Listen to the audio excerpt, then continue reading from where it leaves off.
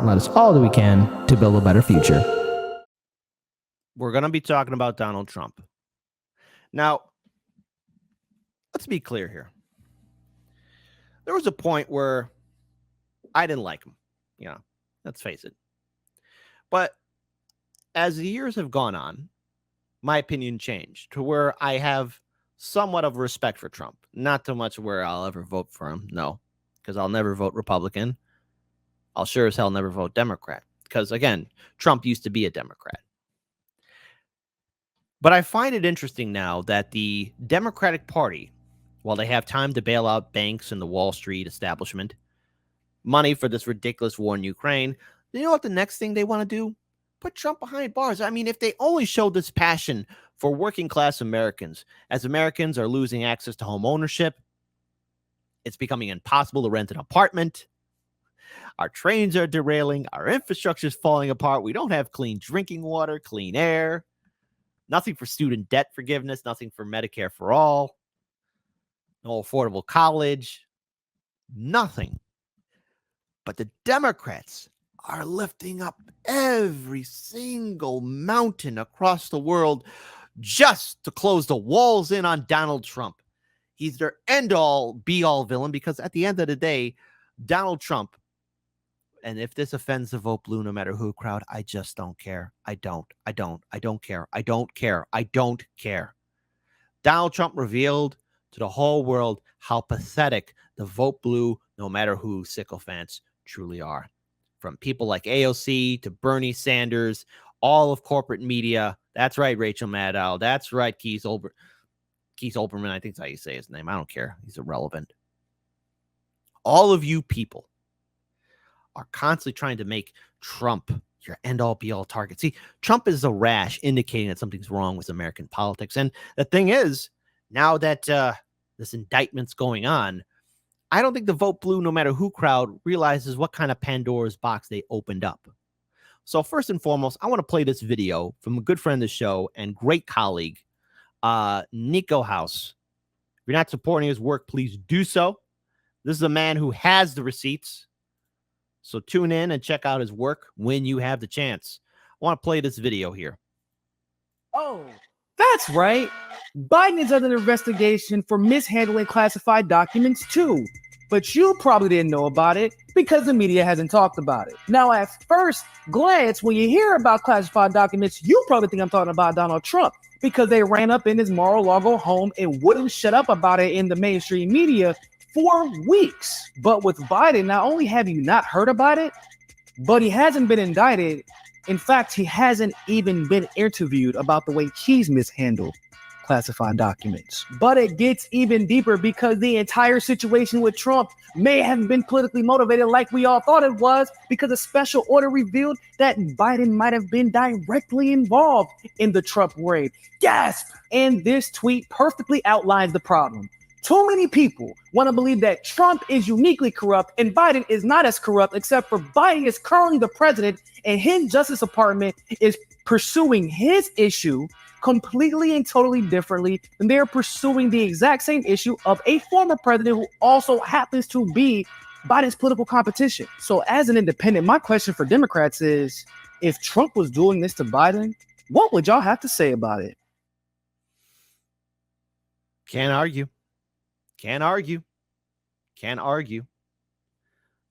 Look, with this Trump indictment that's taking place, there's two ways this can play out. And again, Democrats and to my fellow Americans, it's going to explode in everyone's face. There's a 50-50 chance that Donald Trump can walk away from this indictment and he'll have plenty of political ammunition. And Trump, in the off chance you or any of your campaign members are watching this, do not trust your former colleagues in the Republican Party because they'll screw you over. If you act mediocre like you did in your 2020 campaign, and it was a mediocre campaign, I was expecting 2016 energy, and you better deliver that 2016 energy for 2024 if you want to remain respected by your voters. You have to come out swinging. This is plenty of political ammunition. And again, to quote Dave Chappelle from that SNL skit, the system is rigged. And when asked why Donald Trump knew it, because he said, I've used it. See, Trump, you know the secret sauce. Everyone should know this by now. Trump knows the secret sauce of the American neoliberal political system. It's corrupt. Now, let's say, and he has a chance, Trump, oh no, the wall is finally closed in. Bye-bye, Trump. Vote blue no matter who. You're no longer petrified or urinating your bed. You've opened the floodgates now for all Democratic lawmakers to be impacted the same way you went after Trump. And what this will do to the American people is we'll be seeing constant infighting between the DNC and RNC. Even though it's nothing but WWE theater, this will be the one thing that they'll be talking about. And we're not going to get anything in return. We're still going to be abandoned. They're going to be playing this song and dance with each other. And even the most diehard voters, you're going to come to terms of realizing that you are not the primary concern. See, 2016 really triggered and mentally scarred a lot of people. And I think that just by going after Trump, that automatically things will get better. No, it won't. And it's easy. Again, I'm going to keep on saying this. It's easy to look at Trump and say, that's the bad guy. He's the cartoon villain twirling his mustache in the shadows. That's the villain of everybody, especially the vote blue no matter who's mindset. But see, the thing is, vote blue no matter who. And this is something that maybe should keep all of you up and awake at night as well, giving you a cold sweat. There are far more evil people in power who are more evil, worse, and deplorable than Donald Trump. Sometimes the greatest evil can hide in the light and come smiling at you with false promises. Folks, keep your heads on a swivel. I'll pull up this video of Tucker Carlson just to trigger the vote blue no matter who crowd, because I want to trigger them because it's just funny and I don't respect them. Let's play this video because, again, Trump, this is kind of also your own fault too. You surrounded yourself with a lot of yes men and people of the Bush-Cheney administration. They thought they could control you like they did good old Bush Jr. Just remember, you got played by these people. Shout out to Tucker Carlson. Let's go ahead and play this video. Hey, it's Tucker Carlson.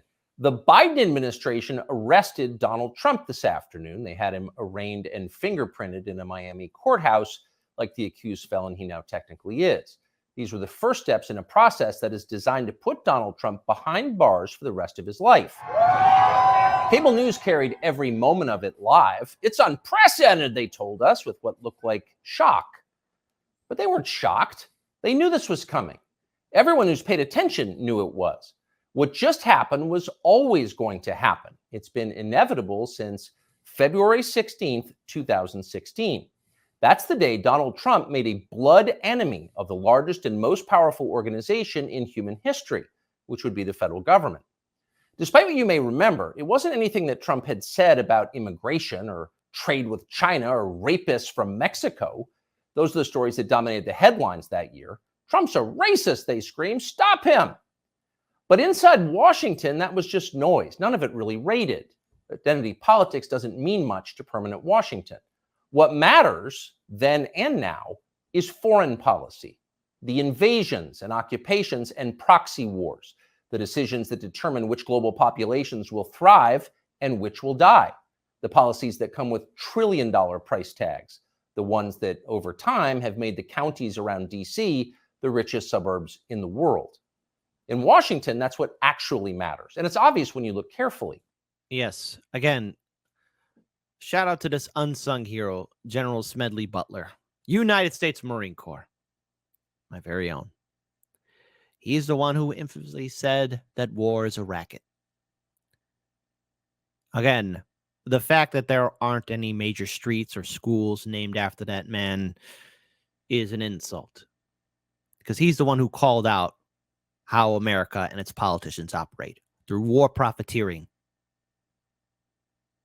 through the profit off of blood, so that billionaires, the top 1%ers, can get rich, and hell, even just to throw in a little bit more, even get even richer. And by the way, again, with that ridiculous war in Iraq, similar to what's happening here in Ukraine. Folks, our politicians only care about enlarging their financial portfolios. Go check out Unusual Whales on Twitter, and you'll find out what your oh-so-fantastic lawmakers in the U.S. Senate and House, both Democrat and, yes, Republican, are doing. You think they really care about you? All what they care about is money. You don't have a seat at the table, vote blue no matter who, or diehard Republican red. When there's a debate about anything else, for example, the debt ceiling, both sides take their assigned positions and they start yelling. But when Congress decides to start a war, no matter how foolish or counterproductive or obviously disconnected from America's core interests that war may be, when that happens, the leaders of both parties automatically jump behind it like circus clowns. And then they stay there, sometimes for decades. They defend that war relentlessly against all evidence until somebody finally rings the all clear bell and they can begin to admit that actually, maybe it wasn't such a great idea. We meant well, but it just didn't work out. The good news is we've learned a lot of important lessons. In the end, they usually do say something like that, but only after emotions have cooled and the damning details have begun to fade from collective memory. It's an apology that's not actually an apology, much less repentance, and it's years too late to matter in any case. But until then, that's all you're getting. Until then, no dissent is allowed. That's the first rule of Washington. But somehow Trump didn't bother to follow it. He is from out of town, so maybe he didn't know it was a rule, or maybe he just didn't care. Either way, 7.5 years later, we can point to the precise moment that permanent Washington decided to send Donald Trump to prison. Here it is. It's from the Republican candidates debate in Greenville, South Carolina.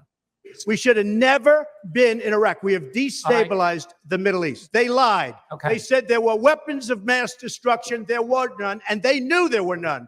There were no weapons of mass destruction. All right.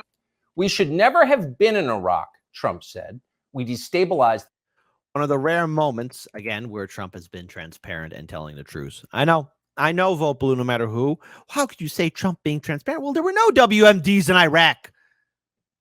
I did 2 tours in Iraq myself. No WMDs, nothing, none, nada, zilch, zero. It was all one big lie. That was the main reason why we were there, right? Supposedly in theory, but no. Trump being transparent again when interviewed about why U.S. troops are still in Syria. I'm there to take the oil. He even mentioned it recently. Oh, this deal that we have with Venezuela is so bad. If I was president, we'd be taking that oil. We're there for the oil. We're there for the money. That's the secret sauce right there. Hell, I'm going to even quote Donald Trump from the first Republican primary debate. When the question of money in politics was brought up, the moderator said, in regards to money in politics, what did Trump say? I give these people money and they do what I say. He's talking about the politicians. And remember, Trump used to be a Democrat. You know, when Trump was a Democrat, there was a U.S. senator, strong girl boss lady.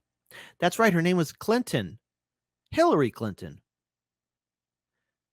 Let's do democracy in the chat. When Trump probably gave money to Democrats, including probably the Clintons, do you think they did what he said too? Type 1 for no, Kit. They were independent free thinkers. I type 2. No, man. They followed orders like they do with all their donors. The Middle East. Now, by the time Trump said that, a lot of Republican primary voters were starting to reach the same conclusion. How could they not? But it was the next line that doomed Trump to today's arrest. They lied, he said. There were no weapons of mass destruction, and they knew there were none. Now, when he said that, a few in the crowd booed. Most just sat there in silence, stunned. Can he say that? Well, he said it anyway. And by saying that, he sealed his fate. That was the one thing you were not allowed to say because it implicated too many people on both sides, which on this topic is really just one side. Hillary Clinton was guilty of it, but so was Paul Ryan. All of them were guilty. They all knew, they all lied. And to a person, they hated Donald Trump for exposing them. After that, it was pretty clear that even if he did get elected president, Trump was going to have a very hard time controlling the federal government he was supposed to be in charge of. Most of permanent Washington decided that thwarting Trump was the single most important mission in their lives. Everything depended on it. Many of them said so publicly, but others didn't say so publicly. In fact, the stealthier ones took another path. They ran toward Trump, not away from him. They sucked up to him. They ingratiated themselves with the man they intuitively understood was susceptible to flattery, which Trump is. And they did this in order to subvert his new administration from the inside. There were a number of these, and you could spot. I want to give a shout out to my colleague Daniel, because he brought this up. I spoke this up here too. That all these people that are part of Trump's administration, they used to be part of, again, the Bush-Cheney administration. These were all yes men. So you ever wondering why, especially what happened to Julian Assange? Yeah, Trump, they played you to do that, buddy. Well done. Big brain move there. Again, if you're ever in a position of power, beware of those people who just suck up to you, who tell you things you want to hear. Learn to take criticism. Sometimes you got to have somebody just tell you the truth and say, that's a really dumb idea. Give constructive criticism. You ever want to get a real reading and understanding about power and politics? Again, I can't encourage this book enough. The Prince and the Discourses. Check it out. Read it. It's a wonderful read. Them immediately. They were flatterers. Invariably, the ones who flattered Trump the most hated him the most and disagreed the most strongly. Tucker, not to call you out, but I think there was a couple of receipts that came out where you don't like Trump either. Anyways, continuing on. With his views. You saw them in the hallways of the White House and at press conferences. They were there slobbering over their boss with elaborate self-abasement, as if they were addressing a monarch or a god. It was a scene from the Ottoman court. It was filthy and decadent, and it was false. Mike Pence, Nikki Haley, Mike Pompeo, Lindsey Graham in the Congress. They all called Trump a visionary genius up until the moment he lost power.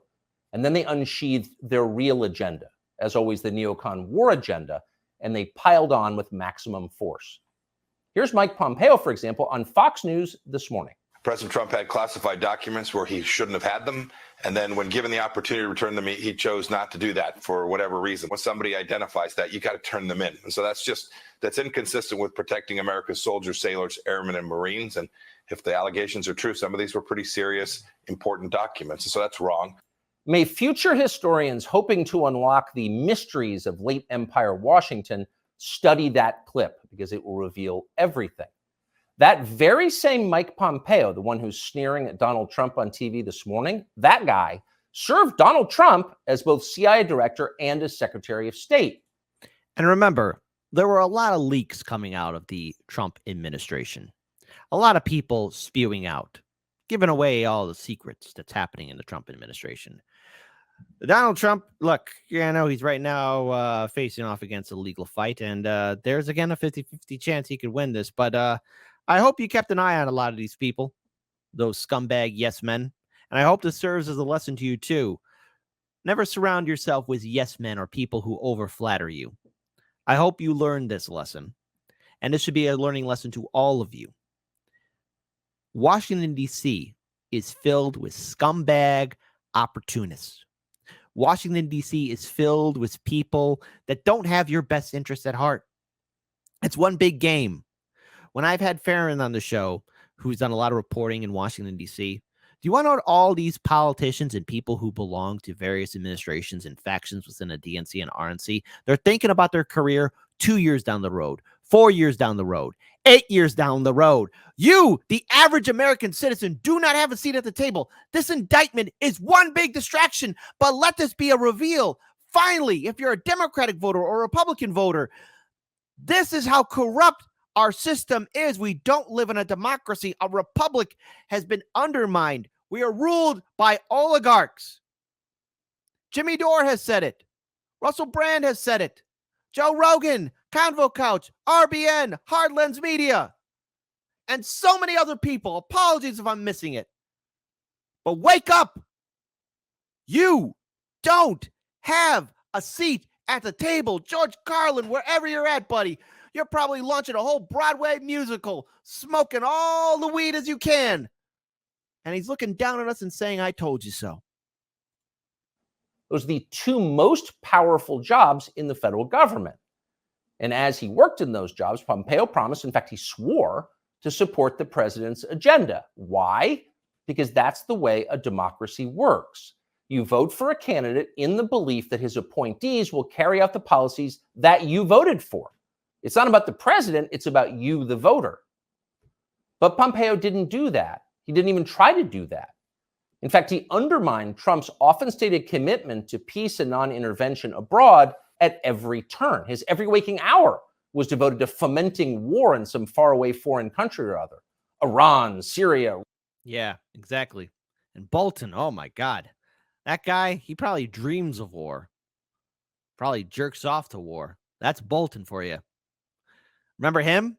And now, guess what? All the liberals in the Vote Blue No Matter Who crowd love Bolton. They love him. Russia, North Korea, the list goes on.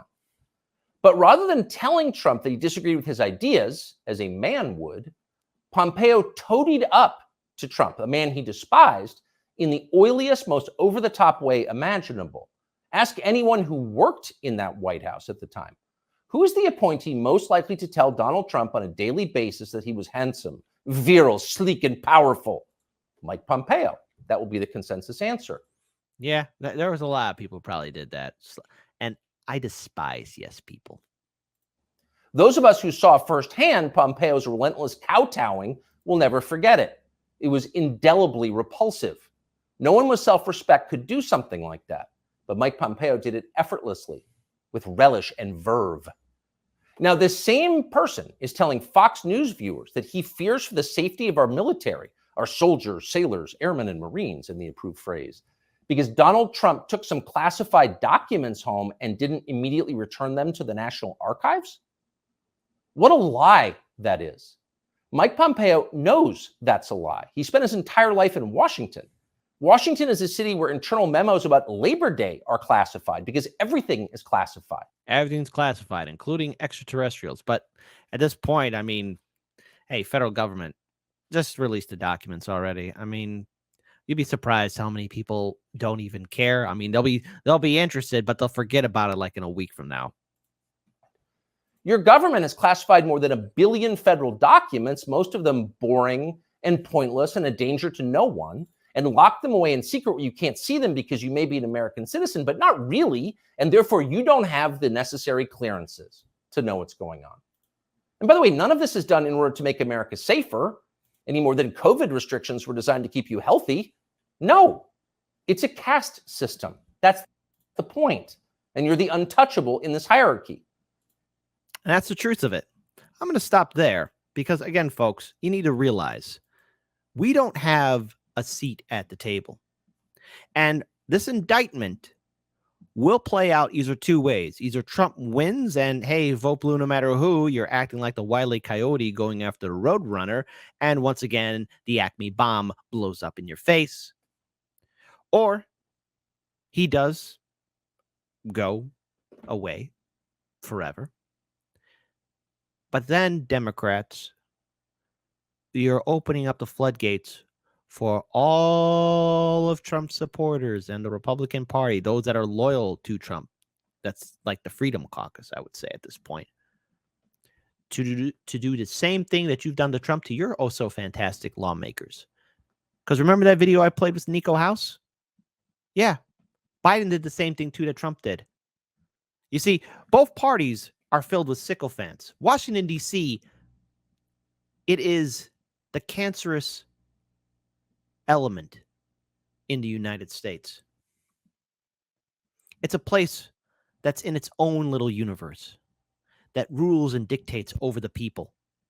We're being screwed over by the neoliberal nightmare that's part of the two-party system. And the thing is, you're going to cause more political instability. And I just want to say this to vote blue no matter who, especially even the diehard Bernie Sanders supporters that think somehow running in a Democratic primary can somehow change things.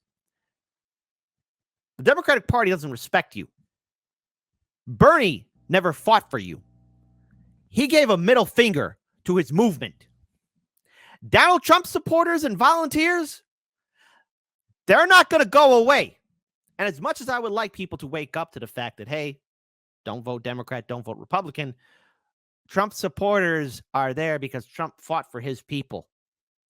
Whether you like this opinion or not, that's too bad. They're not going to go away. You could do cancel culture as much as you want, people like AOC or the SJW industrial complex, but they are not going to go away. They are here to stay. Here, don't believe me? Trump has an army supporting him. And he knows show business better than anyone else. To underestimate Trump is a fool's errand. Here, don't believe me? Here. Just outside.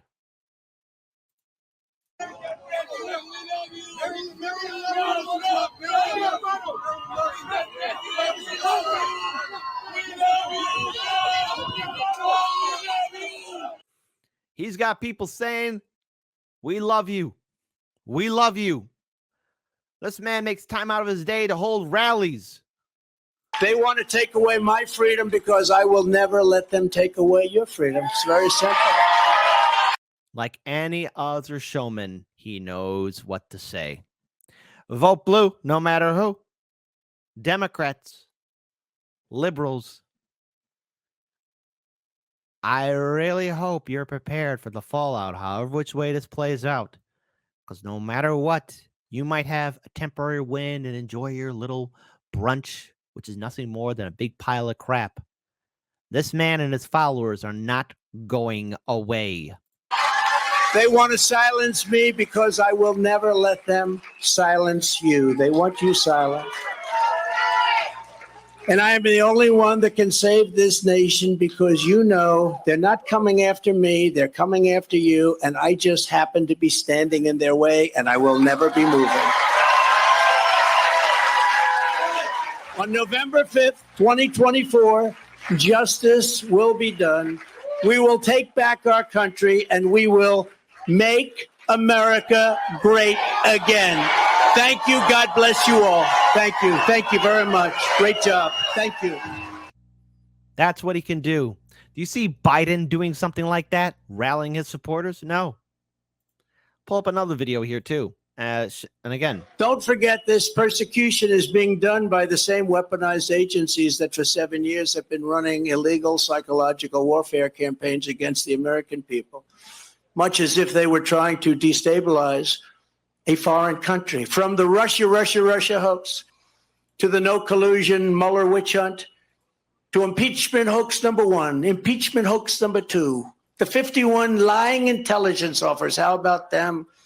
They said it's Russia disinformation, and they knew it wasn't. I told you this would blow up in the liberals' faces. When that Hunter Biden laptop story was being suppressed, I remember Daniel and I both told you this was going to happen, that sooner or later the truth is going to come out. Trump's campaign, you have a treasure trove of videos of Biden acting like a senile old goat. You have a treasure trove of so many incidences of corporate media screwing things up. To not use this as political ammunition would be very, very stupid. And chances are I'm probably being proven correct as, again, he's using it. That CNN town hall, that was only the beginning. That was only the beginning. Be prepared.